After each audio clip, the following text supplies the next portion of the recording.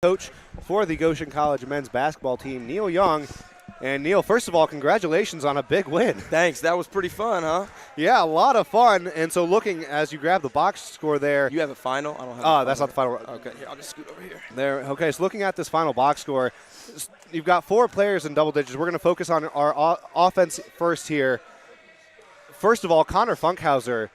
Was that the conscious decision? Was it a conscious decision to start him tonight in hopes of a response like this? I mean, Connor he's a really good player. It doesn't really matter to me if we start him or not. He's one of those guys that's just maximum effort all the time. We just felt we wanted to start a bigger lineup tonight just because they offensive rebound the ball so well, and so we wanted to be a little bit bigger on the back line, and then we wanted to be a little bit bigger on the top too, so we would bring Dominique Cartier off and play him on the top of the zone as opposed to a bottom tonight.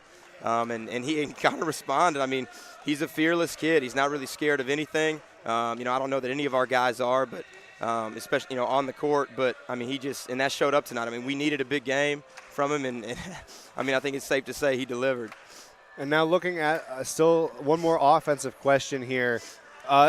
You're playing against a very tall St. Francis team. Yeah. And the box score kind of shows that in terms of your big guys didn't have as much productivity today. Now, Newsom still ended up with 12, just finds a way to score as a player. But you had to rely a bit more on your guard core for the win this afternoon. I mean, we told our guys coming in, if you get an opening, you got to take it because, I mean, they're really, really good inside. I mean, offensively and defensively. So we knew it was going to be pretty tough. But we did feel like we could get some open looks because the way they switch with dribble handoffs and stuff, we thought we could give them some problems with that. And, it's one thing to have a plan as a coach, but, those guys had to make those shots, and they did that. And so, I was just really proud of the guys for stepping up and not being scared of the moment and just playing to win as opposed to, just trying to keep it close or playing not to lose. And I was just proud of the guys.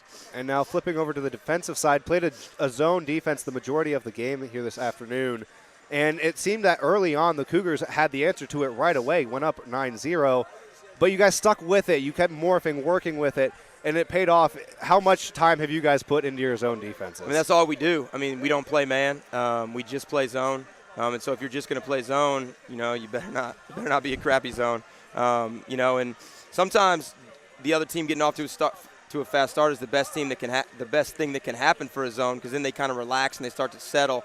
I don't think, they necessarily relaxed and settled for the rest of the game, but, I mean, you did kind of see it. I mean, we adjusted a little bit, and our guys did a good job of taking some different things away, and they did kind of settle a little bit, I thought, and weren't as aggressive just because it had come so easy for them the first 3 minutes of the game. After that, we started to make them work a little bit, and we kind of climbed back in it. And then once we got back in it, I mean, our guys are really confident in our zone. They're very bought into it. They like playing it. And so we feel like if we can keep it close and be there at the end of the game, it's a lot harder to execute against the zone than it is man because, you're working on your man stuff all the time and, you're not going to play zone teams very much. And so it worked out tonight. I was very pleased, more so than anything, pleased with how we rebounded it.